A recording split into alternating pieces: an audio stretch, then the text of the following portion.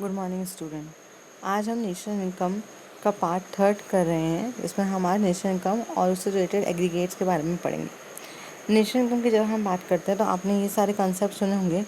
GDP at market price, GDP at factor cost, NDP MP, NDP FC, ये सारे क्या हैं फैक्टर्स, क्या है इन एग्रीगेट्स का मतलब आज हम इस वीडियो में कवर करेंगे।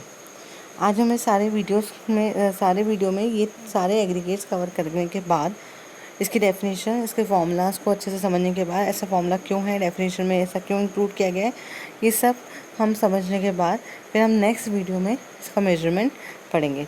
तो आइए चलिए शुरुआत करते हैं। सबसे पहला aggregate, gross domestic product at market price. Gross domestic product का मतलब होता है सकल घरेलू उत्पाद बाजार कीमत पर।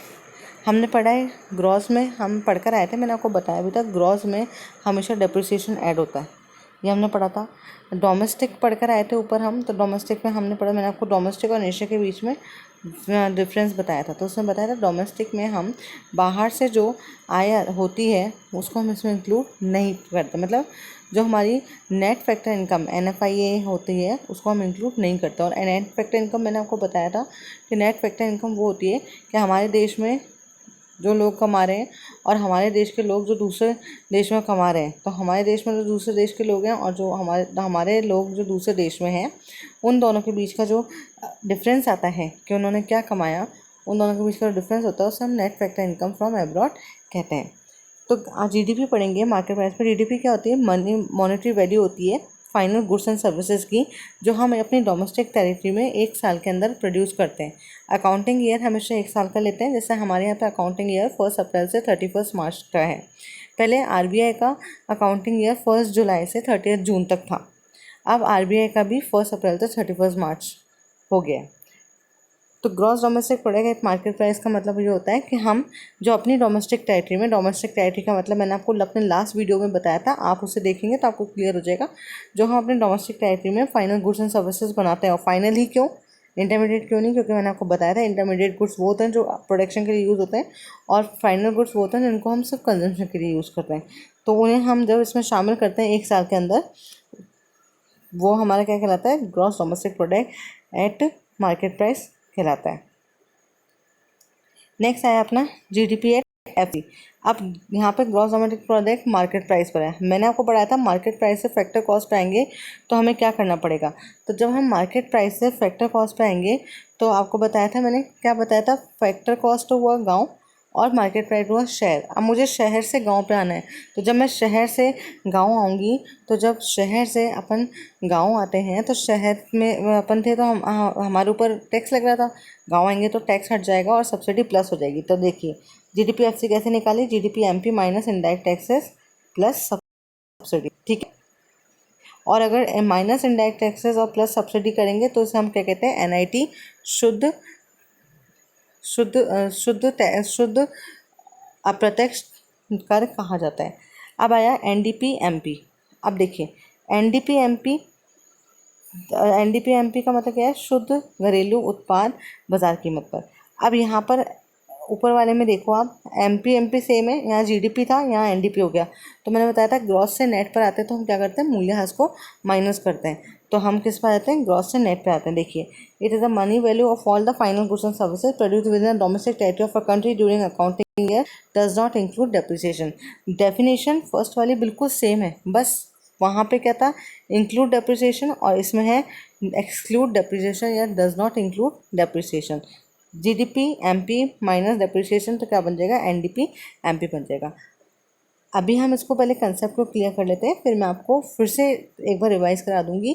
मैंने आपको पहले भी करवाया था कि जब हम डोमेस्टिक से नेशनल पे आते हैं तो हम क्या प्लस माइनस करते हैं, जब हम ग्रॉस एंड नेट पर आते हैं तो भी हम क्या प्लस माइनस करते हैं। ये सब मैंने आपको अभी पिछले वीडियो में पढ़ाया था, मैं आपको एक बार रिवाइज और करा दूंगी। पहले हम ये कंसेप्ट क्लियर कर लेते हैं। तो नेट डोमेस्टिक प्रोडक्ट क्या होता है? जो भी हमारी फाइनल गुड्स एंड सर्विसेज हैं उनकी मनी वैल्यू होती है, जिसमें जो हम एक साल के अंदर कैलकुलेट करते हैं और जिसमें हम डेप्रिसिएशन को निकाल देते हैं। Net domestic product at factor cost, बात वही है, बस यहाँ पे क्या है? Value of final goods and services, जिसमें हम डेप्रिसिएशन इंक्लूड नहीं कर रहे, इनडायरेक्ट टैक्सेस इंक्लूड नहीं कर रहे, और क्या इंक्लूड कर रहे हैं? सिर्फ सब्सिडी इंक्लूड कर रहे हैं। फैक्टर इनकम जो हमारे एम्प्लॉयज़ को दी जाती है, वो सब किस में आती है, नेट डोमेस्टिक प्रोडक्ट एक फैक्टर कॉस्ट में आती है। फैक्टर कॉस्ट मैंने आपको पढ़ाया था कि जो फैक्टर प्रोडक्शन में जो पैसे लगते हैं वो फैक्टर कॉस्ट होती है। तो फैक्टर प्रोडक्शन में पैसे कब लगते हैं, जब हम फैक्टर और प्रोडक्शन को यूज़ करते हैं। जैसे जो उत्पादन के साधन है 4 बताए थे, लैंड, लेबर, कैपिटल और एंटरप्रेन्योर। तो लैंड को हम क्या देंगे, रेंट देंगे, लेबर को हम क्या देंगे, वेजेस देंगे, कैपिटल को इंटरेस्ट देंगे और एंटरप्रेन्योर को प्रॉफिट देंगे। तो इन सब की जब इनकम को हम जोड़ देते हैं तो वो हमारी net domestic product at factor cost में शामिल हो जाती है। अब नेट है तो ग्रॉस से नेट पर आना है, तो हमें क्या माइनस कर दिया, डेप्रिसिएशन। और मार्केट प्राइस की जगह हमारा क्या है, फैक्टर कॉस्ट है, तो हमने माइनस कर दिया इनडायरेक्ट टैक्सेस और प्लस कर दिया सब्सिडी। देखिए NDP-MP फॉर्मूला देखिए, NDP-MP equals to GDP-MP। GDP-MP में से G से मुझे N पर आना है तो मैंने माइनस करा डेप्रिसिएशन, फिर मुझे MP से FC पे आना है तो मतलब वापस शहर से गांव जाना है, शहर से गांव जाएंगे तो माइनस IT और प्लस सब्सिडी। फिर आया है net national product at factor cost या नेशनल इनकम।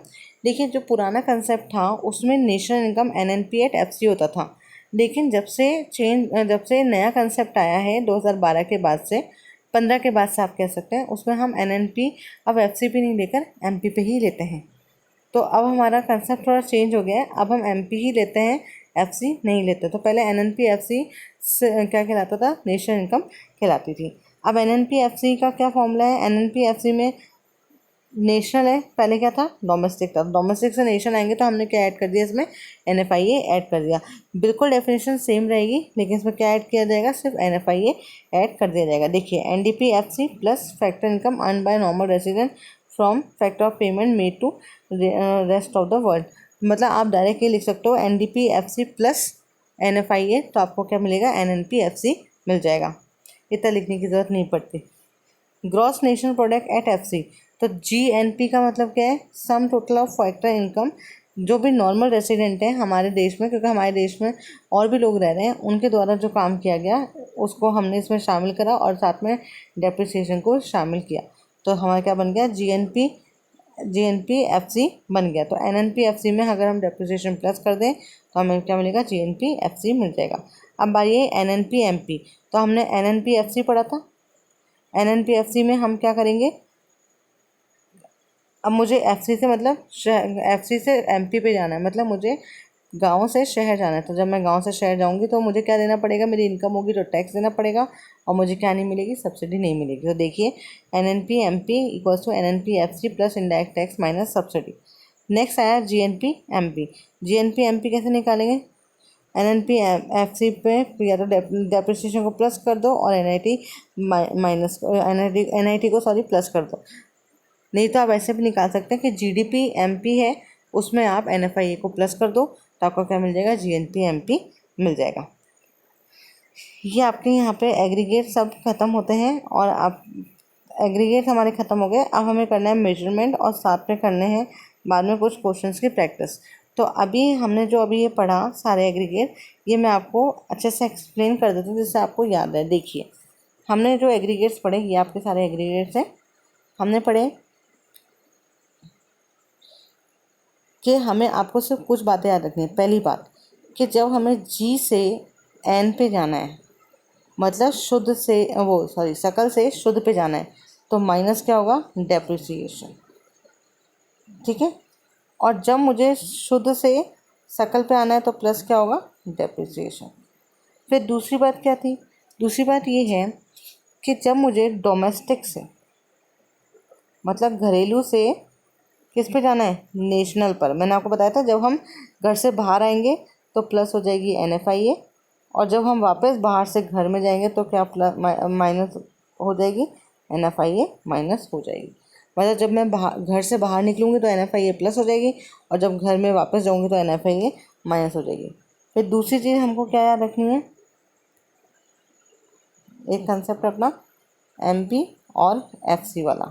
तो इसको कैसे याद किया था, ये गांव है और ये शहर है, तो मुझे गांव से शहर आना है। जब मैं गांव से शहर आऊँगी तो एक किसान का एग्जांपल दिया था, कहा था किसान ने बहुत सारा गेहूँ बनाया, उसको बेचा, बेचने के लिए वो शहर आया, उसको बहुत सारा फ़ायदा हुआ तो उसकी इनकम बढ़ गई। इनकम बढ़ते ही सरकार ने उसके ऊपर क्या लगा दिया, टैक्स लगा दिया, और उससे क्या ले ली, उससे सब्सिडी ले ली।